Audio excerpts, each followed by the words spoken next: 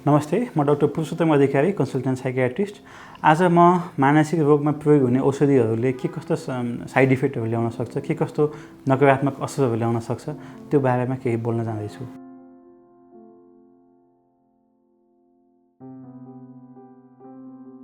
मानसिक रोगको औषधिहरू सबैको साइड इफेक्ट हुन्छ त हैन। सो मानसिक रोगको औषधिहरूको सबै नकारात्मक असर मात्रै हुन्छ त। हामीले मानसिक रोगको औषधिहरू किन खान पर्छ हैन। सो तपाईलाई कुनै पनि खालको मनोरोगको समस्या छ, एन्जाइटी छ, डिप्रेसन छ, साइकोसिस छ, सिजोफ्रेनिया छ, त्यसपछि बाइपोलर एफेक्टिभ डिसअर्डर छ, ओसिडी छ भनेदेखि कतिपय अवस्थामा प्रायः अवस्थामा तपाईलाई मानसिक रोगको लागि प्रयोग हुने औषधिहरूको सहयोग आवश्यक पर्न जान्छ हैन। सो त्यसको लागि तपाईले साइकियाट्रिस्ट भए ठाउँ गएर आफ्नो प्रब्लम सुनाएर तपाईको रोगको प्रोपर डायग्नोसिस गरेर औषधिहरू सुरु गर्न सक्नुहुन्छ। सो हरेक औषधिको साइड इफेक्टै हुन्छ, यसले नराम्रै गर्छ भन्ने छैन। साइड इफेक्ट भनेको कम्तीमा 100 जनामा लगभग एप्रोक्सिमेटली हैन 8-10 जनामा देखिने खालको अवस्था हो हैन। सो साइकियाट्रिक खालको औषधि खानेलाई, मानसिक रोगको औषधि खाने सबैलाई साइड इफेक्ट देखिने भन्ने हुँदैन। यसमा मैले अघि नै भने कम्तीमा 100 मा 8-10 जनालाई साइड इफेक्टहरू देखिन्छ, सबैलाई देखिँदैन। कसैलाई कुनै पनि साइड इफेक्ट नदेखिन पनि सक्छ, कसैलाई अलिक बढी देखिन पनि सक्छ। उसको आफ्नो बडीको बायोलोजी, उसको बडीको जेनेटिक बिल्डअप, जेनेटिक मेकअप लगायतका चिजहरूले चाहिँ साइड इफेक्ट हुन्छ कि हुँदैन भन्ने कुरा डिटरमाइन गरिरहेको हुन्छ। त्यो भएको हुनाले साइड इफेक्टलाई कम गर्ने पनि उपाय छ हैन, साइड इफेक्टलाई म्यानेज गर्ने पनि उपाय छ। त्यो भएको भएर मानसिक रोगको औषधि खानलाई साइड इफेक्ट हुन्छ भनेर तपाईले हिचकिचाउनु पर्दैन। साइड इफेक्ट सबैमा देखिने होइन, कतिमा देखिँदैन, देखिए पनि त्यसलाई ठिक गर्न, त्यसलाई निवारण गर्नको लागि चाहिँ विभिन्न उपायहरू छन्। तपाईले गाह्रो भइ तपाईलाई अप्ठ्यारो भइ औषधि खानुभन्दा अगाडिको अवस्था भन्दा पनि गाह्रो भइ औषधि खानुपर्छ भन्ने होइन। साइड इफेक्ट हुन सक्ला, त्यसलाई म्यानेज गर्न पनि सकिन्छ। त्यसको उपायहरू प्रशस्तै छन्।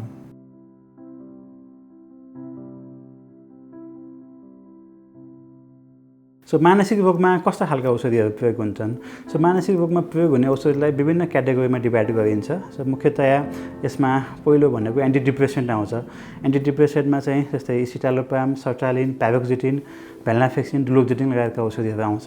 त्यसपछि अर्को सेकेन्ड ग्रुपमा चाहिँ एन्टिसाइकोटिक अथवा चाहिँ साइकोसिसको लागि प्रयोग हुने औषधिहरू जस्तै स्किजोफ्रेनिया, बाइपोलर एफेक्टिभ डिसअर्डरको लागि पनि प्रयोग हुन्छ यो औषधिहरू। जस्तै इक्जाम्पल ओलान्जिपिन, रेस्पेरिडोन, क्युट्यापिन, क्लोजापिन भन्ने खालका नामका औषधिहरू प्रयोग हुन्छन्। त्यसपछि थर्ड क्याटेगोरी भनेको मुड स्टेबलाइजर। मुड डिसअर्डरको लागि प्रयोग हुने यो औषधिहरूलाई भाल्प्रोएट, लिथियम, त्यसपछि कार्बामाजेपिन यी खालका नामले चिनिन्छन्। अर्को खालको औषधिको ग्रुप भनेको एन्जियोलाइटिक अथवा चाहिँ सिडेटिभ अथवा एन्जाइटी कम गर्ने अथवा निन्द्रा कम गर्ने, निन्द्रा लगाउने खालका औषधिहरू हुन्छ। निन्द्रा कम भएकाहरूलाई निन्द्रा लगाउनको लागि प्रयोग गर्ने खालका औषधिहरू हुन्छन्। यसलाई चाहिँ बेन्जोडाइजेपिन्स भनिन्छ। अल्प्राजोलाम, क्लोनाजेपाम, लोराजेपाम, डाइजेपाम भन्ने खालका नामले यो औषधिहरू आउँछन्। त्यसको साथसाथै कतिपय एटेन्सन डेफिसिट हाइपरएक्टिभ डिसअर्डरको लागि प्रयोग हुने एटोमोक्सिटिन लगायतका नन स्टिमुलेन्ट औषधिहरू अथवा स्टिमुलेन्ट औषधिहरू मिथाइलफेनिडेट, यद्यपि यी चाहिँ मिथाइलफेनिडेट, त्यसपछि मेथाम्फेटामिन भन्ने औषधिहरू हुन्छन्। यी चाहिँ नेपालमा त्यति एभाइलेबल छैनन्। अर्को तलतल लाग्ने कम गर्ने औषधिहरू, एन्टी क्रेभिङ औषधिहरू जस्तै नाल्ट्रेक्जोन, एकाम्प्रोस्टेट यी खालका औषधिहरू पनि मानसिक रोगमा प्रयोग हुन्छन्।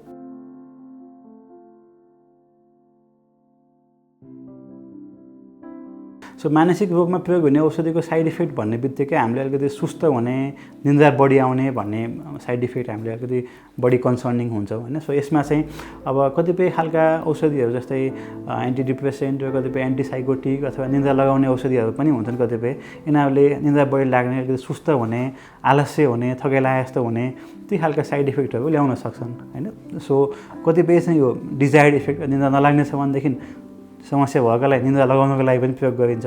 कतिपय अवस्थामा चाहिँ यी औषधिहरूले निन्द्रा लगाउने अथवा इनर्जीलाई कम गर्ने, इनर्जी लेभललाई कम गर्ने, दिमागमा चलिरहेका एकदम चाहिँ हाइपरएक्टिभ भएका ब्रेन एक्टिभिटीलाई चाहिँ अलिकति स्लो डाउन गर्ने, काम डाउन गर्ने ती खालका पनि हुन्छन् होइन। सो यसले गर्दाखेरि चाहिँ कहिलेकाहीँ बिहान उठ्दाखेरि आलस्य हुने, काममा ध्यान केन्द्रित गर्न गाह्रो हुने, थकान महसुस भए जस्तो, आलस्य भए जस्तो, स्लो भए जस्तो हुने ती खालका समस्याहरू, ती खालका साइड इफेक्टहरू देखिन सक्छन्। यदि यो खालका साइड इफेक्ट देखिएमा चाहिँ हामीले यो खालको औषधिको टाइमिङहरू मिलाउने होइन। सो बेलुका सुत्नु अघि औषधि खाने हैन। त्यसपछि बिहान अलिकति सकेसम्म बेलुकाको औषधि चाहिँ अलिकति सुत्नु अगाडि अलिकति चाँडै खाने अझ हैन, 7-8 बजे नै खाने। त्यसले गर्दाखेरि बिहान चाँडै उठ्न सजिलो हुन्छ हैन। त्यो खालको उपाय अपनाउन सक्छौँ। बिहान उठेर सकेसम्म चिसो पानीले नुहाउने, एक्सर्साइजहरू गर्ने हैन। अब यदि तपाईँलाई यो औषधिले धेरै नै गाह्रो बनायो, धेरै सुस्त बनायो भनेदेखि चाहिँ तपाईँले यो चिकित्सकको सल्लाहमा, साइकियाट्रिस्टको सल्लाहमा यी औषधिहरूलाई चाहिँ डोजहरू घटाउने अथवा अर्को खालको औषधिमा चेन्ज गर्न पनि सकिन्छ। अर्को साइड इफेक्ट मानसिक रोगका औषधिहरूमा देखिने अर्को साइड इफेक्ट भनेको चाहिँ वेट बढ्ने अथवा चाहिँ तौल बढ्ने पनि एउटा साइड इफेक्ट हो हैन। सो कतिपय औषधिहरूले चाहिँ अलिकति भोक लगाउने हैन, एपिटाइटलाई इन्क्रिज गर्ने अथवा इन्सुलिन भन्ने एउटा हर्मोन हुन्छ त्यसको काम गर्ने क्षमता अलिकति कम गर्ने, इन्सुलिन रेसिस्टेन्टको अवस्था ल्याउने हाम्रो शरीरमा, त्यसले गर्दा पनि अलिकति वेट बढ्ने खालको अवस्था हुनसक्छ हैन। सो त्यसले गर्दाखेरि चाहिँ कतिपयको सुगर बढ्ने हैन, कोलेस्ट्रोल लिपिड प्रोफाइलमा ट्राइग्लिसराइडहरू चाहिँ बढ्ने त्यो खालको अवस्था पनि देखिन सक्छ। सो अब त्यो सबै औषधिले त्यसो वेट बढाउँछ भन्ने पनि हुँदैन। स्पेसल्ली एन्टिसाइकोटिक जस्तै ओलान्जेपिन, क्लोजापिनहरूले वेट बढाउन सक्छ। प्यारोक्सिटिन, त्यसपछि सोडियम भाल्प्रेट लगायतका औषधिले पनि वेट बढाउन सक्छ। यदि तपाईँलाई पहिले नै सुगर छ, तपाईँलाई पहिले नै तपाईँको लिपिड प्रोफाइल चाहिँ डिएभएन छ, कोलेस्ट्रोलको लागि औषधि खाइरहनु भएको छ भनेदेखि तपाईँले आफ्नो साइकियाट्रिस्टलाई आफ्नो समस्याको बारेमा तपाईँले भन्नु पऱ्यो। त्यो भयो भनेदेखि वेट नबढ्ने अथवा चाहिँ सुगर कोलेस्ट्रोललाई चाहिँ धेरै नबढाउने खालका औषधिहरू पनि कतिपय अवस्थामा युज गर्न सकिन्छ। जस्तै एरिपिप्राजोल भन्ने औषधिले चाहिँ वेट बढाउँदैन। ती खालका औषधिहरू युज गरेर चाहिँ तपाईँको यो वेट बढ्ने अथवा चाहिँ कोलेस्ट्रोलहरू बढ्ने खालको साइड इफेक्टलाई चाहिँ कम गर्न सकिन्छ। सो मानसिक रोगमा प्रयोग हुने औषधिको अर्को साइड इफेक्ट भनेको चाहिँ हात काम्ने हैन, अलिकति हात कामे जस्तो हुने, ट्रेमर्स हुने अथवा केही समात्न खोज्दाखेरि चाहिँ अलिकति डरको हिसाबले दरतालले समात्न नसके जस्तो हुने, ती खालको समस्याहरू पनि देखिन सक्छ हैन। सो अब यो चाहिँ अब विभिन्न औषधिहरू जस्तै एन्टिसाइकोटिक, ओलान्जेपिन, रेस्पेरिडोनहरूको साइड इफेक्ट अथवा कतिपय एन्टिडिप्रेसेन्टहरूले पनि यो खालको समस्या, लिथियमहरूले पनि यो खालको समस्याहरू ल्याउन सक्छ। यदि त्यस्तो खालको समस्या छ, यदि त्यस्तो खालको समस्या आयो भनेदेखि तपाईँले अलिकति पानीको हैन, अलिकति वाटर कन्टेन्ट हैन, पानीहरू बढी खाने, फ्लुइडहरू चाहिँ बढी खाने, एज इफ कि त्यो औषधि चाहिँ तपाईँको किडनीबाट एक्सक्रिट भएर चाहिँ शरीरबाट चाँडै निस्कियोस्, त्यो खालको तरिका अपनाउन सकिन्छ। ट्रेमर्सहरूलाई कम गर्ने खालको औषधिहरू पनि केही औषधिहरू हुन्छन्। ती औषधिहरू चिकित्सकको सल्लाहमा, साइकियाट्रिस्टको सल्लाहमा प्रयोग गर्न सक्छौँ हैन। सो अब तपाईँले अलिकति क्याफिन, अलिकति हैन इनर्जी ड्रिङ्कहरू लिनुभयो भने त्यसले पनि एन्जाइटी बढाएर हातहरू काम्ने गर्न सक्छ। यदि तपाईँले मेन्टल हेल्थ सम्बन्धी औषधि खाइरहनु भएको छ भनेदेखि चाहिँ त्यो चिजहरूलाई, त्यो खालको सफ्ट ड्रिङ्क, इनर्जी ड्रिङ्कहरूलाई चाहिँ अथवा चाहिँ क्याफिन, कफीहरूलाई चाहिँ कम गर्न सकिन्छ। यी तरिकाले यसको यो खालको साइड इफेक्टलाई हामीले कम गर्न सकिन्छ। मानसिक रोगको औषधिहरूमा देखिने अर्को एउटा साइड इफेक्ट भनेको चाहिँ तपाईँको कुनै सेक्सुअल प्रब्लम आउने अथवा चाहिँ सेक्सुअल समस्याहरू देखिने पनि हुन्छ। जस्तै यसले चाहिँ तपाईँको शरीरमा प्रोल्याक्टिन भन्ने एउटा हर्मोनको लेभल तलमाथि गर्न सक्छ, अलिकति प्रोल्याक्टिन भन्ने हर्मोनको लेभल बढाउन सक्छ। त्यसले गर्दाखेरि महिला र पुरुष दुवैमा चाहिँ विभिन्न खालका सेक्सुअल समस्याहरू पनि देखिन सक्छ। कसैको पुरुष अथवा महिलाको स्तनबाट दुध आउने, त्यसपछि अलिकति तपाईँको यौन इच्छाहरू कम हुने हैन, त्यसपछि इरेक्टाइल डिस्फङ्सन, प्रिम्याचुर इजाकुलेसन जस्तो खालको समस्याहरू पनि देखिन सक्छ। अथवा अलिकति सेक्सुअल इन्ट्रेस्टहरू कम हुने, लिबिडो कम हुने भन्छौँ, त्यो खालको समस्याहरू पनि देखिन सक्छ। यदि त्यस्तो समस्या तपाईँलाई देखिएको छ भनेदेखि तपाईँको आफ्नो साइकियाट्रिस्टसँग सल्लाह गर्न सक्नुहुन्छ र साइकियाट्रिस्टको सल्लाहमा यसलाई पनि म्यानेज गर्ने खालको विभिन्न तरिका, औषधि अथवा त्यो खालको औषधिलाई कम गरेर अरू खालको औषधिहरू प्रयोग गर्न सकिन्छ।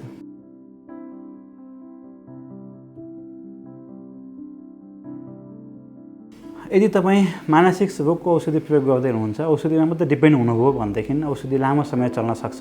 सो मानसिक रोगको औषधि सेवन गर्ने मान्छेले औषधिमा मात्र डिपेन्ड नभइकन औषधि बाहेकको आफ्नो लाइफस्टाइल, बिहेभियर म्यानेज गर्ने तरिकाहरू पनि तपाईँले खोज्न सक्नुहुन्छ।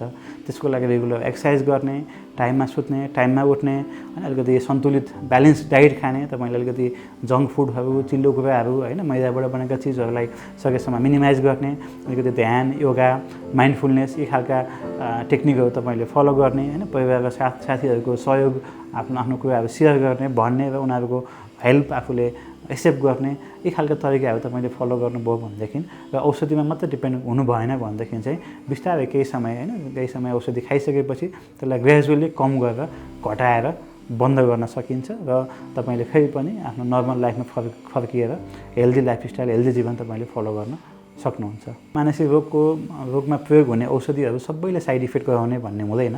केही साइड इफेक्टहरू केही मानिसहरूमा देखिन सक्छन्, तर ती साइड इफेक्टहरूलाई म्यानेज गर्नलाई, त्यसलाई निवारण गर्नको लागि विभिन्न तरिकाहरू हुन सक्छन्। तपाईँले आफूलाई औषधि लिइरहेको साइकेट्रिस्ट भएको ठाउँ गएर तपाईँले सल्लाह लिनुभयो अथवा तपाईँले आफ्नो प्रब्लममा खुलेर तपाईँले राख्नुभयो, भन्नुभयो भनेदेखि चाहिँ यसलाई चाहिँ कम गर्नको लागि विभिन्न उपायहरू चाहिँ अपनाउन सकिन्छ र केही एउटा समयसम्म मानसिक रोगको औषधि खाएर त्यसपछि त्यो छोडिसकेपछि तपाईँले फेरि पनि हेल्दी जीवन चाहिँ फलो गर्न सक्नुहुन्छ। धन्यवाद।